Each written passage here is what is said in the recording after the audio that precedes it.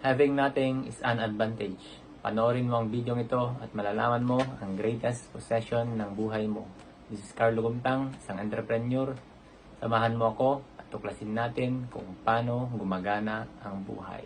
Yung second na lugi kong business na photocopying services ay may pwesto ako noon na maganda doon sa harap ng MSU High School. At ang ginamit kong puhunan doon ay yung aking mga savings. Napakasaya ko noon. Akala ko kapag may pwesto ka, may tauhan ka, may equipment ka, totoo ka ng negosyante. Ngunit, scam pala. Kaya ngayon, napagtanto ko na hindi pala pera ang tunay na kapital sa pagnenegosyo. Ang tao ang pinakahayas na creation ng ating Diyos.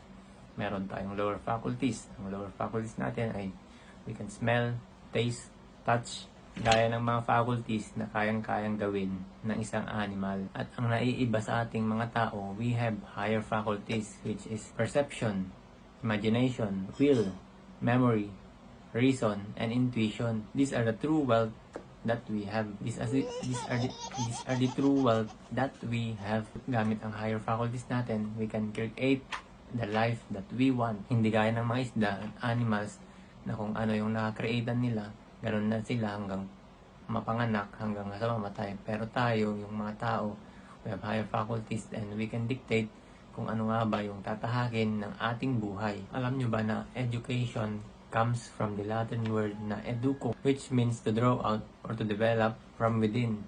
Ang ibig sabihin, tayong mga tao ay punong-puno ng potential nung napanganak na tayo. Hindi natin kailangan mag-acquire or punuin yung ating isipan upang maging karapat-dapat. Bagkos, nung pinanganak tayo, we are already complete.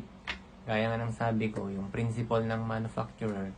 Yung manufacturer ay na magaling ay ine-equip muna yung isang bagay. Ine-equip muna yung isang bagay ng mga skills, ng mga equipment, ng mga features which will make it capable na gawin yung purpose kung bakit siya ginawa. Ganon din ang tao. Ginawa tayo upang i-rule itong mundo, maging co-creator ng ating Panginoon. Today, study yourself because you have greatness in you. 9 years ago, ako si Carlo. Nagkaroon ng 2 failed na negosyo.